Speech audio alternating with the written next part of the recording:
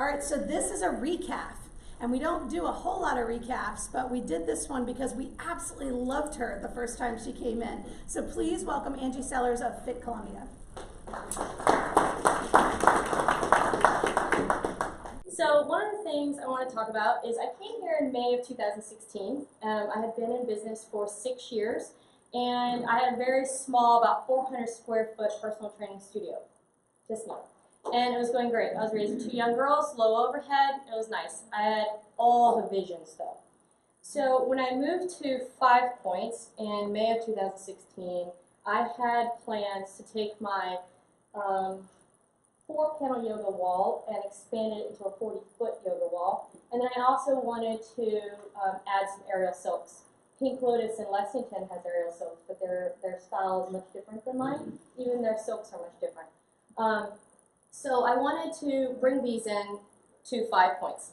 So we're a unique studio. We have a balanced approach to, strength and mobility through childlike play and yoga. The last 2 points are what I think is most important.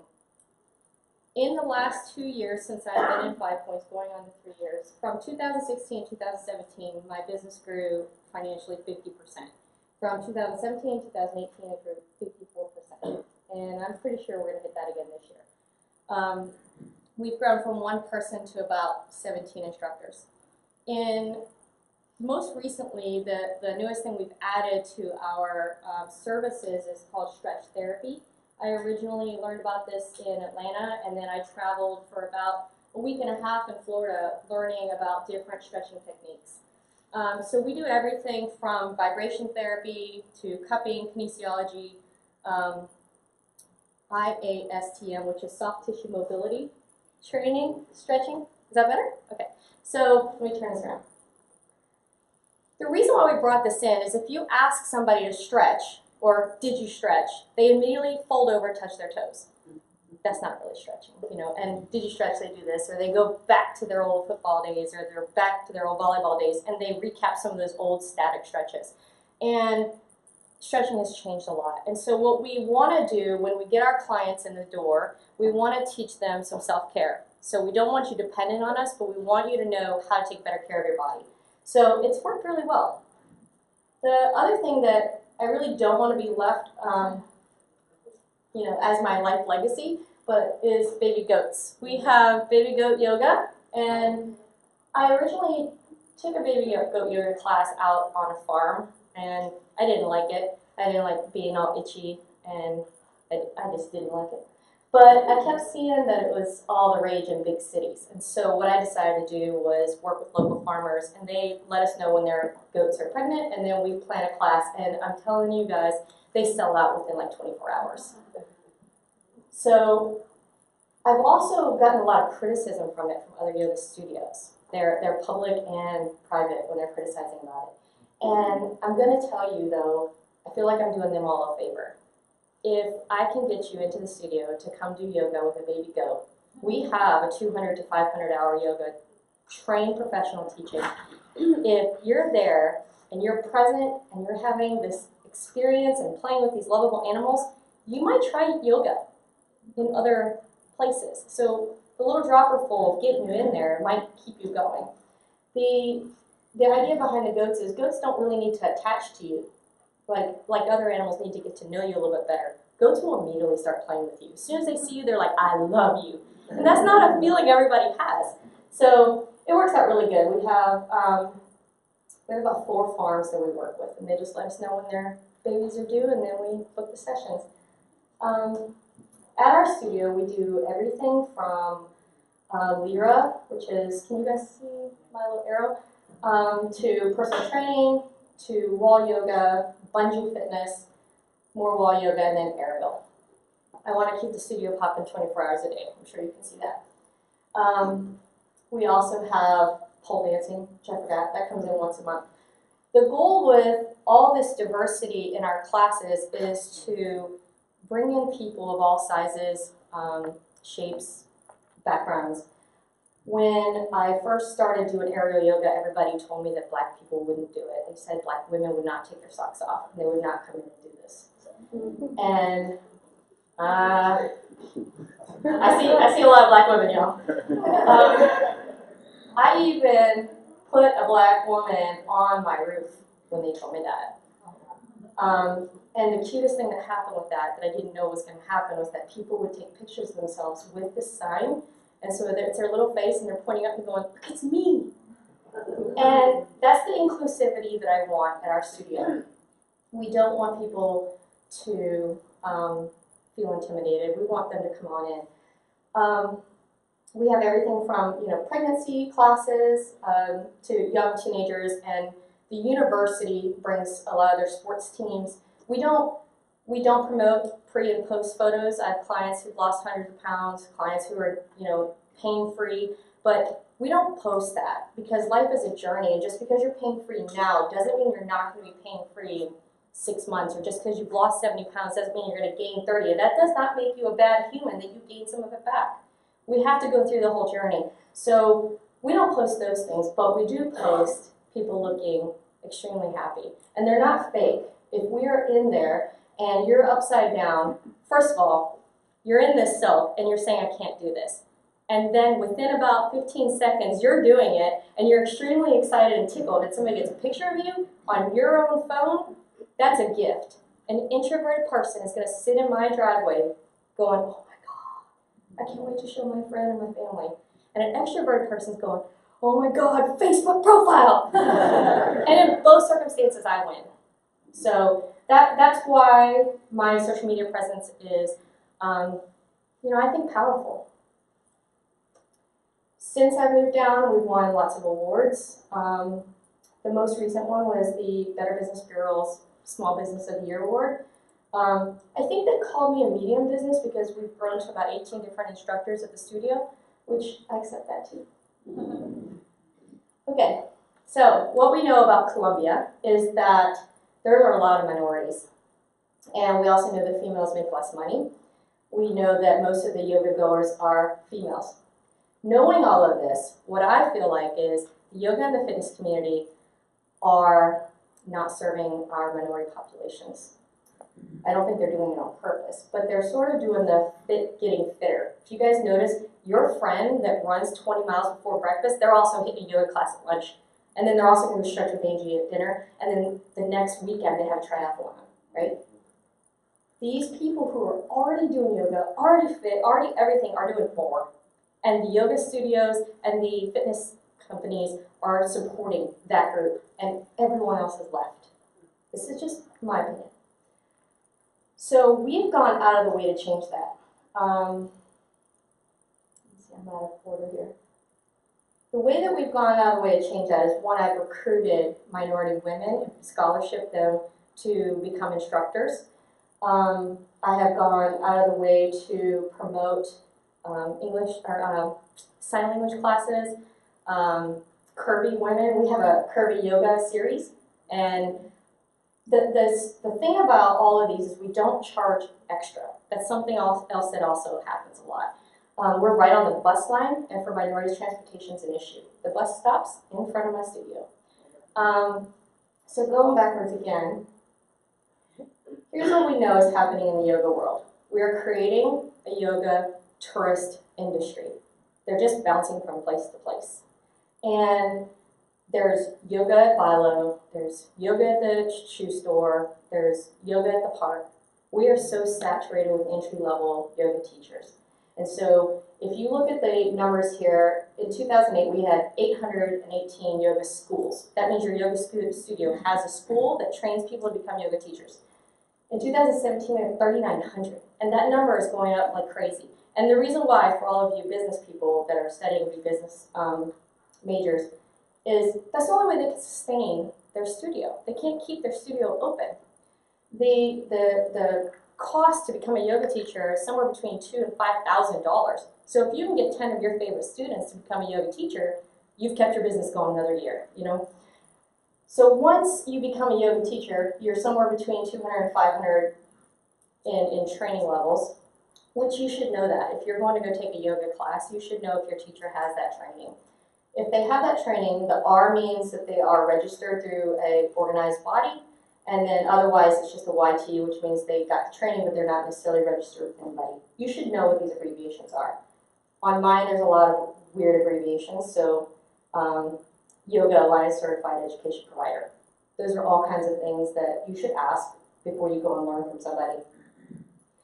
What this means is that there are more teachers now than we actually need. So that's why there's yoga everywhere. The yoga instructors are burning out. They're only making about $4 a person in their class, which is not financially doable, especially if you're a minority. So let's say you're a minority woman, you're going to go and invest a few $1,000s to become this yoga teacher, and then you go to teach, and you don't even know if anybody's going to come to your class, and if you do, you're going to make less than $4 in that one per person in that one class. That's hard, and that's why we don't have as many minorities either. So according to IdeaFit, more than 14,000 new yoga instructors registered last year. That's just registered yoga teachers. That's a lot. Okay.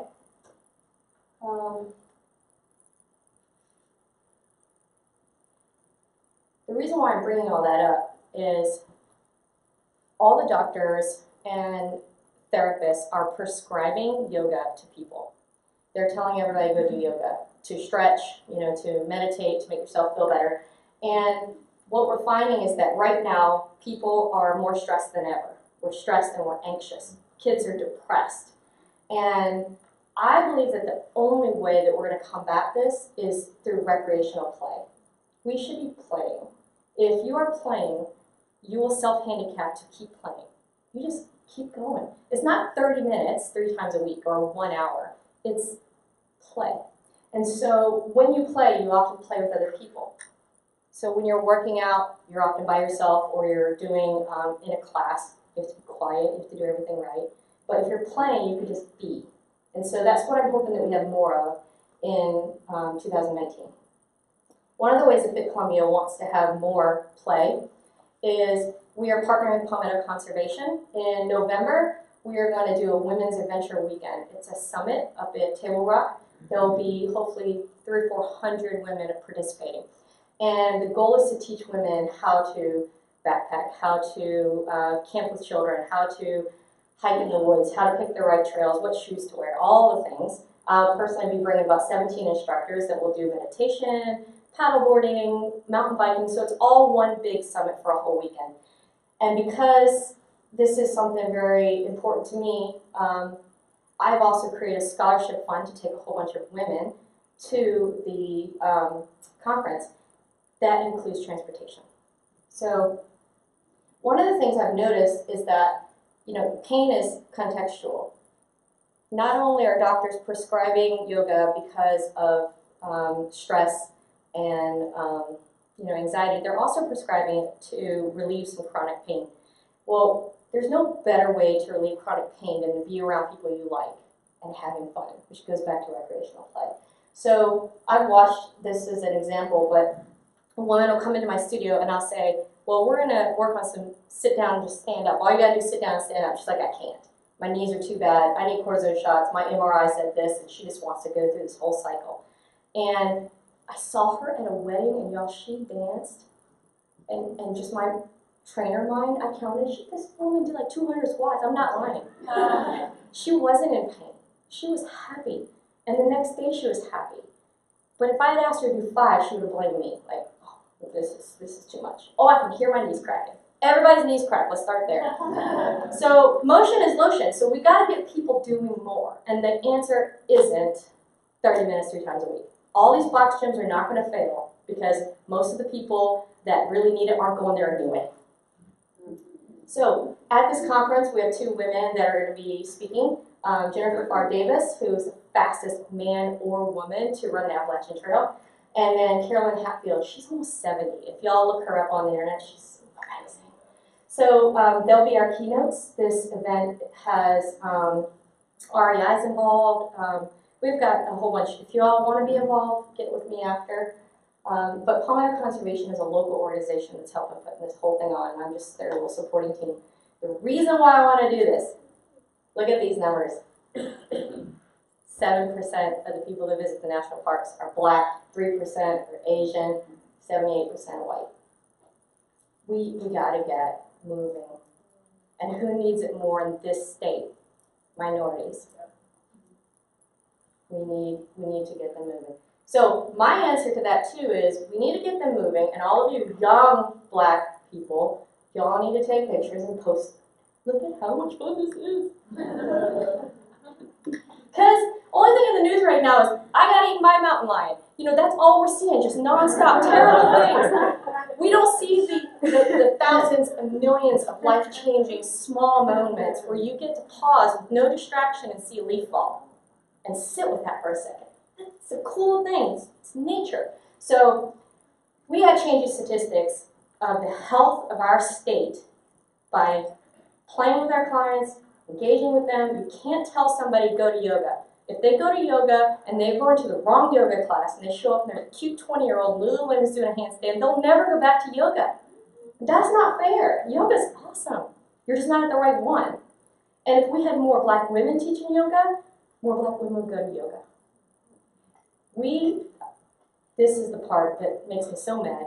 If you think about what we've done, especially to African American women, we put them in neon, and then we ask them to go teach Zumba, which is dancing, and they make less than $4 a person. And sometimes they can get 100 people in a room. Have y'all seen a Zumba teacher? Those women have so much energy. They're amazing. They deserve a lot more than that. So, this is a video. I can send you the link after. But basically, I don't know how much time I have. Do I have time to show a 3-minute video or not? You are over your time, girl. Oh, stop it! Oh my gosh. Okay, so there's a 3-minute video that's going to show you a little bit more about what yoga is. And so the real aim of yoga is to teach people to meditate, to bring yourself back to you. And meditation is not a scary thing. It does not mean you have to sit a certain way, drink your tea. It just means being, sitting for just a minute. If you believe in God, then that's your minute with God. And if that's all you have is a minute, then you should take 2. So you should also invest in your own yoga mat. They're not expensive. They can be, but so can anything be. You know, if you need a BMW, then you need a BMW style mat. So the other thing, text me, email me, whatever. Look at all of these styles of yoga. This isn't even half. That's 2 long sheets. If your doctor or your friend or anybody wants you to go to yoga, you have got to do some research. Don't roll into a yoga class and get discouraged because it's not your style. There's so many styles, and yoga is not just physical movement. All right, last one. This is for the guy who's in the military I talked to earlier. I'm just going to do a plug for Big Red Barn Retreat. I don't get anything from them. Don't teach there. I just like what they're doing. And they offer free yoga, service member yoga. And if you're the kind of person that needs a lot of movement, they have that, but then they also have eye rest where they teach you to, go into a nice yogic sleep. So I think that they're doing great things, and you can look them up on the internet. So if you have a service member that needs some yoga, there you go. Okay, I did it.